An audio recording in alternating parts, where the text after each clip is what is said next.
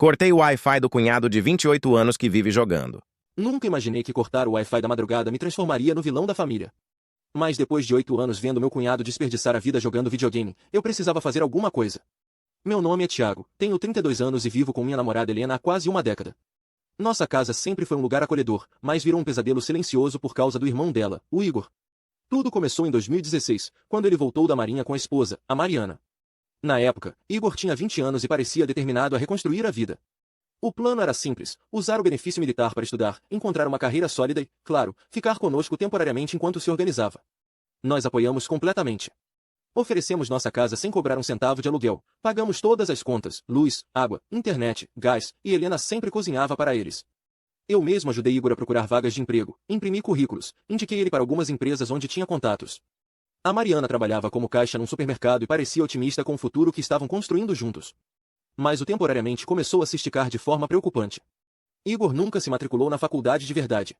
Começava algum curso online, falava animado por algumas semanas, depois simplesmente parava de mencionar o assunto. Os empregos que conseguia duravam no máximo 2 meses.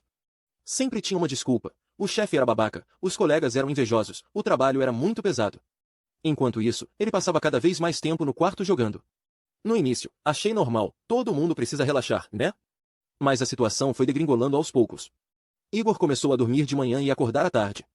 Quando tínhamos visitas em casa, ele simplesmente desaparecia no quarto e não saía mais. Helena sempre dava desculpas. Ah, ele está estudando, está numa fase difícil de adaptação. A Mariana, coitada, carregava o relacionamento nas costas. Trabalhava 8 horas por dia, voltava para casa e ainda tinha que aguentar o marido que vivia grudado no videogame. Eu via o cansaço no rosto dela, a frustração crescendo a cada mês. Em 2019, depois de 3 anos dessa rotina, ela não aguentou mais. Tiago, eu preciso conversar com você, ela me disse numa tarde, enquanto Igor dormia. Não consigo mais viver assim. Ele não é mais o homem que eu casei. Parece que perdeu toda a vontade de viver, toda a ambição. Eu me sinto sozinha nesse casamento. Eu tentei convencer ela a dar mais uma chance, sugerir terapia de casal, mas já era tarde demais. Mariana tinha conhecido outro cara no trabalho e, sim, acabou traindo Igor. Não concordo com traição, mas consegui entender como anos de frustração e abandono emocional levaram ela a esse ponto. Quando Igor descobriu, foi um drama terrível. Ele chorou, gritou, quebrou algumas coisas no quarto. Durante semanas, ficou ainda mais recluso, jogando compulsivamente como se quisesse fugir da realidade. A Mariana fez as malas e foi embora, pedindo desculpas para mim e para Helena, mas dizendo que não conseguia mais fingir que tinha esperança. Após o divórcio, Igor teve um momento de lucidez. Ele veio conversar comigo, coisa que não acontecia há meses. Tiago, eu estraguei tudo, ele disse, com os olhos vermelhos. Desperdicei anos da minha vida, perdi minha esposa, virei um parasita na casa de vocês. Eu quero mudar, cara. De verdade dessa vez. Eu acreditei nele. Helena acreditou. Até os pais dela, que tinham se mudado para um terreno nos fundos da nossa propriedade justamente para ajudar Igor emocionalmente, acreditaram. A casa onde vivemos foi comprada pelos pais da Helena anos atrás, mas depois eles transferiram para nosso nome quando se casaram. Mesmo assim, ainda existe esse vínculo familiar forte com o lugar. Mas os meses passaram e absolutamente nada mudou. Igor continuou com a mesma rotina, dormir de manhã, acordar à tarde, jogar até o sol nascer. Eu tentava conversar com Helena sobre isso regularmente. Helena, não dá mais. Seu irmão tem 28 anos. E vive como um adolescente rebelde, eu disse numa dessas conversas. Ele está passando por um processo, Tiago. Depressão não é fácil de superar, ela respondeu, sempre na defensiva. Faz 8 anos que ele está passando por um processo. A gente paga todas as contas dele, comida, internet, tudo. E ele nem tenta mais procurar emprego. Essas conversas sempre terminavam em briga. Helena ficava brava comigo por atacar o irmão, ou então vinha com desculpas, ele está fazendo um curso online, está se candidatando para algumas vagas. Mas eu nunca vi evidência nenhuma disso acontecendo de verdade. Os próprios pais dela começaram a ficar cansados.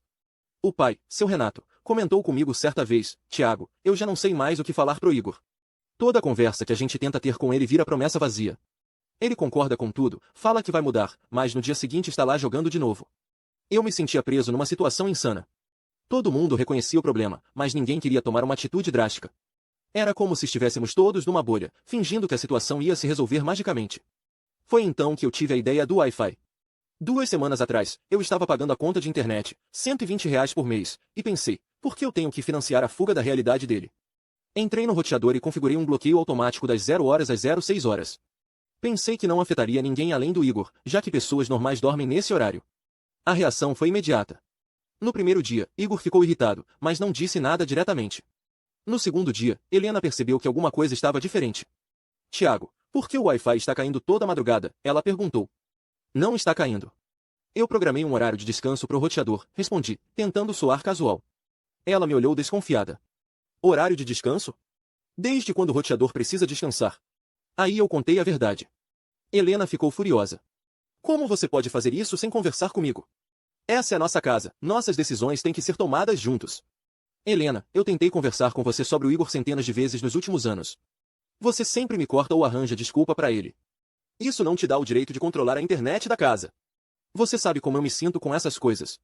Meus avós controlavam tudo quando eu era criança, me faziam sentir que eu não tinha liberdade nenhuma.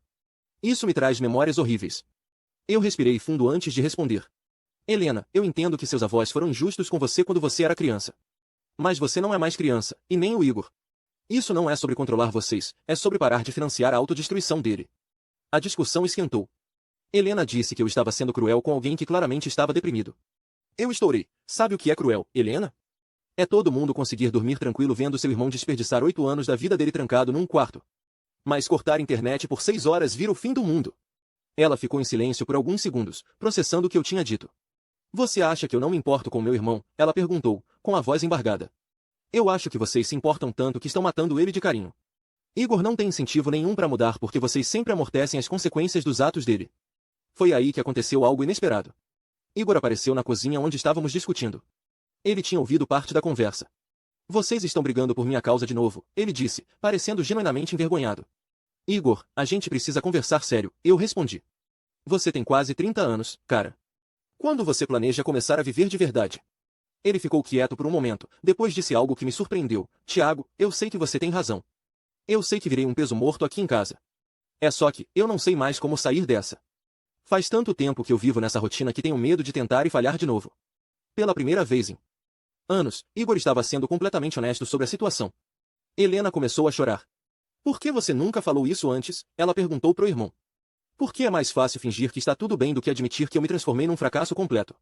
Naquele momento, eu tomei uma decisão. Igor, eu vou fazer um acordo com você. Eu volto a liberar o Wi-Fi 24 horas, mas você tem que se comprometer com metas concretas. Procurar pelo menos 3 empregos por semana, se matricular num curso até o final do mês, e contribuir com pelo menos R$ 300 mensais para as despesas da casa assim que conseguir um trabalho. E se eu não conseguir cumprir? Ele perguntou. Aí você vai ter que procurar outro lugar para morar em 60 dias. Helena ia protestar, mas Igor a interrompeu. Não, Helena. Ele está certo. Eu preciso de um ultimato de verdade, senão vou continuar nessa vida patética para sempre. Foi há 2 semanas que tivemos essa conversa. Desde então, Igor realmente tem procurado emprego. Ele se matriculou num curso técnico de informática e já teve 3 entrevistas. O Wi-Fi voltou ao normal, mas ele mesmo tem ido dormir mais cedo. A situação ainda não está 100% resolvida, mas pela primeira vez em 8 anos, eu sinto que existe esperança real de mudança.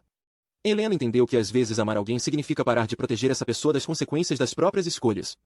O mais importante é que Igor finalmente admitiu que precisava de ajuda de verdade, não só de um teto e comida grátis. Ele começou a fazer terapia e está tomando medicação para depressão. Olhando para trás, talvez eu devesse ter cortado o Wi-Fi anos atrás. Às vezes, ser o vilão é necessário quando todos ao redor estão com medo de fazer o que precisa ser feito. Vocês acham que eu fui muito cruel ou era necessário dar esse ultimato? Como vocês lidariam com um familiar que não quer crescer? Você teria coragem de ser o vilão pela saúde de alguém? Me segue, tem história assim todo dia aqui.